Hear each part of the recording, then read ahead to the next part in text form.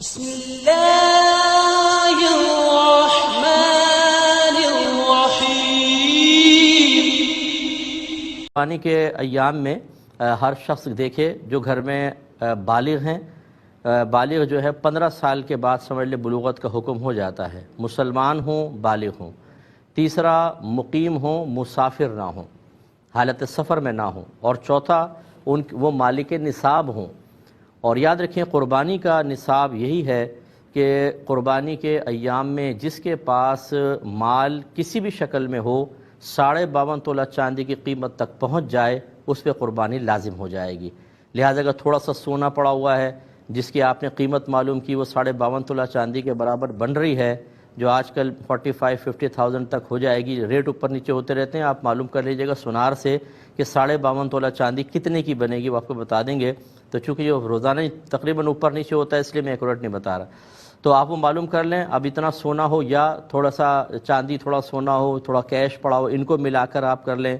اسی طریقے سے کوئی آپ کے گھر میں ضروریات زندگی سے زیادہ ایسا سامان ہو، ضروریات زندگی والا سامان وہ کہلاتا ہے جس کے بغیر انسان کا گزارا مشکل ہو، جیسے گھر خود ضروریات زندگی میں آتا ہے، آپ کی سواری ہے، برتن ہیں، فریج ہے، اگر آپ اے سی باقاعدہ یوز کرتے ہیں تو اے سی بھی ضروریات زندگی کے اندر آئے گا۔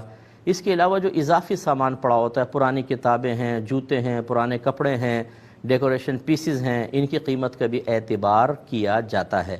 حتیٰ کہ فقہا نے لکھا کہ اگر کسی کے 6 کمرے ہیں، 2 کمرے بند رہتے ہیں، کوئی یوز نہیں کرتا، 4 یوز ہوتے ہیں، تو ان 2 کمروں کی قیمت کا بھی حساب ہوگا۔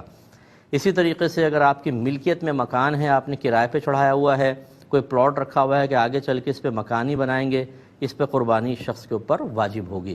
اس لیے گھر کا ہر فرد جو ہے وہ قربانی کے ایام میں یوں کرے کہ ایک اپنے قلم ڈائری لے کر بیٹھے، جتنا اس کے پاس سونا ہے وہ لکھے، چاندی، روپیہ، تجارت کے لیے کوئی مال رکھا ہوا اس کو لکھے، اس کے علاوہ کوئی پرائز بانڈ ہیں اور شیئرز وغیرہ ہیں وہ لکھ لیں۔ پھر آپ نے کسی کو قرضہ دیا ہوا ہے تو اس کو بھی یہاں پر لکھیے۔ اس کے علاوہ جو ضروریات زندگی سے زیادہ سامان ہے اسے بھی لکھ لیں، اس کا ٹوٹل اماؤنٹ نکالیں کتنا بنتا ہے۔ اور اب اگر آپ کو فوری طور پہ کرنٹلی کسی کو قرضہ دینا ہے، مثلا آپ پہ قرضہ ہے، آپ نے دینا ہے، جیسے انسٹالمنٹس وغیرہ ہیں یا اس مہینے کی BC وغیرہ ہے، وہ تمام اس میں سے مائنس کر دیں۔ آپ یہ دیکھیں اگر 52.5 تولہ چاندی کے برابر اب بھی مالیت بچتی ہے تو آپ پہ قربانی واجب ہے اور قربانی کرنی ہوگی۔ بہت سارے ہمارے بہن بھائی ایسے ہیں، بعض مجھے یہاں تک کہتے ہیں استاد 16 سال سے ہم پہ قربانی بن رہی تھی، ہمیں پتہ ہی نہیں تھا۔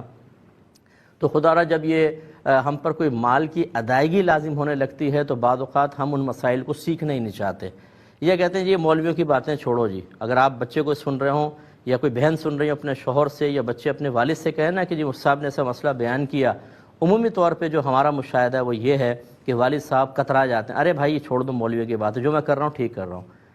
تو اس لیے پھر یہ ایسا کہیں گے تو ہمارا کوئی نقصان نہیں ہوگا، آپ کا آخرت میں نقصان ہوگا، حساب کتاب سب اپنا اپنا کریں۔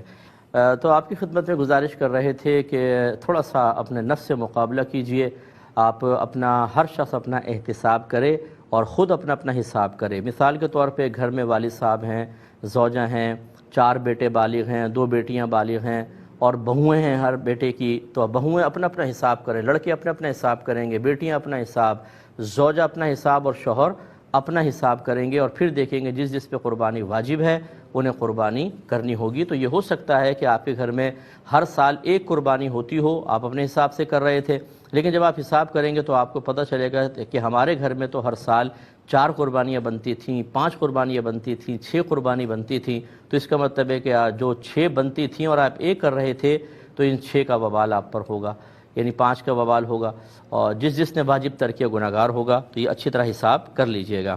Thanks for watching this video. Please subscribe our channel and press bell icon so that you can get information about our future videos. Don't forget to write comments and like this video to encourage us. Thanks again.